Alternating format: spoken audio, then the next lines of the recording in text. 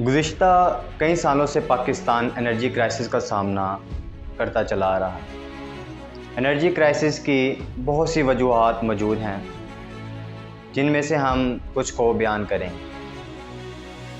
उन वजूहात को बयान करने से पहले हम बात करेंगे कि एनर्जी क्या चीज़ है और एनर्जी क्राइसिस क्या चीज़ है। दोस्तों, एनर्जी कहते हैं किसी भी काम करने की सलाहियत को। किसी भी काम करने में जो ताकत हमें दरकार होती है उसे हम एनर्जी कहते हैं। और उसी काम के करने में जो रुकावट हो, जो शॉर्टेज हो, उसे हम क्राइसिस कहते हैं। जी हाँ मेरे दोस्तों, पाकिस्तान को बहुत सारी एनर्जी क्राइसिस का सामना करना पड़ रहा है। आज के दौर में हम बात करें, हर घंटे के बाद बिजली गायब हो जाती है, आधे घंटे के बाद गैस चली जाती है। पाकिस्तान का हर शहरी इस परेशानी का शिकार है। मेरे दोस्तों, हम बात करेंगे इस परेशानी के पीछे कौन से वो अनासर हैं जिसकी वजह से हमारा मुल्क पाकिस्तान और उसकी आवाम इन मुश्किलात का शिकार है। मेरे दोस्तों, सबसे पहले हम बात करेंगे जो हमारी पावर जनरेशन इंफ्रास्ट्रक्चर है वो इंतहाई पुराना और नकारा है। हमारे पास उसको मेंटेन करने के और अपडेट करने के पैसे ही मौजूद नहीं। आज भी हम उन्हीं पावर जनरेशन इंफ्रास्ट्रक्चर के ऊपर चल रहे हैं। दूसरा मेरे दोस्तों, हमारे पास है ट्रांसमिशन और डिस्ट्रीब्यूशन ऑफ इलेक्ट्रिसिटी। मेरे दोस्तों, हल्का सा मौसम ख़राब क्या होता है कि पाकिस्तान का हर शहरी बल्ब की तरफ देख रहा होता है कि कब ये बंद हो जाए। हवा का थोड़ा सा ही झोंका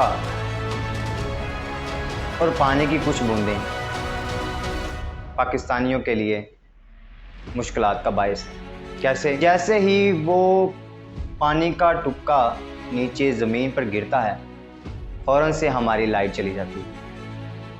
ये हमारी नाक़िस कारकर्दगी की वजह है।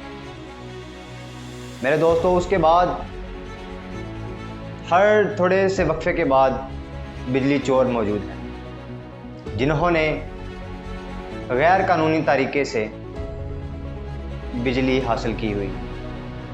मेरे दोस्तों, उसके बाद हम बात करेंगे पानी का एक बहुत बड़ा मसला हमारे पास मौजूद है जो कि एनर्जी क्राइसिस के अंदर एक अहम किरदार अदा कर रहा है। क्योंकि हमारे जो हाइड्रो पावर प्लांट्स हैं उनको बहुत सारा पानी दरकार है। उनके पास अब इतनी सलाहियत ही नहीं है कि वो ज़्यादा से ज़्यादा बिजली को पैदा कर सकें।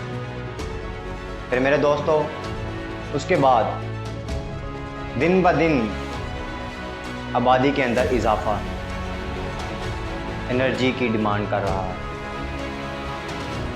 पॉपुलेशन के अंदर इंक्रीज़ भी हमारे लिए एनर्जी क्राइसिस की एक वजह हमारे पास मौजूद है। आबादी ज़्यादा है, जॉब्स अपॉर्चुनिटीज़ बहुत कम हैं। इलेक्ट्रिसिटी की शॉर्टेज का इंडस्ट्रीज़ के ऊपर बहुत बड़ा इम्पैक्ट है। जहां एक इंडस्ट्री 20 मज़दूर रखती है, आज वो इंडस्ट्री 10 मज़दूर रखने पर मजबूर है। वो इंडस्ट्री 10 मज़दूरों पर कैसे आ पहुंची? उसकी यही वजह है कि उसके पास मज़दूरों को या अपने एम्प्लॉयज़ को देने के पैसे ही नहीं। वो पैसे वो कहाँ से कमाते हैं? वो पैसे उन्होंने अपनी फैक्ट्री से ही कमाने हैं, अपनी इंडस्ट्री से ही कमाने हैं।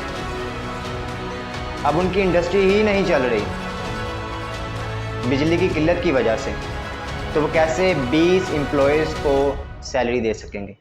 हमारे पास ये भी एक बहुत बड़ी वजह है एनर्जी क्राइसिस की पाकिस्तान के अंदर।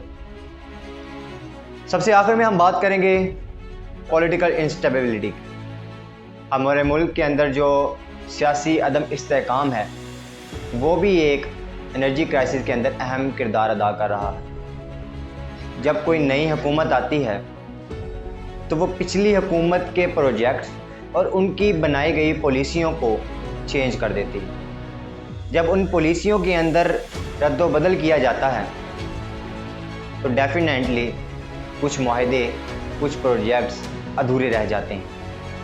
मेरे दोस्तों, हर हुकूमत की यही कोशिश होती है कि वो अपनी पॉलिसीज़ मुतारफ़ करवाए और उस पॉलिसी के तहत ज़्यादा से ज़्यादा वोट गेन करें ताकि अपने आप को पॉलिटिक्स के अंदर स्टेबलाइज कर सकें।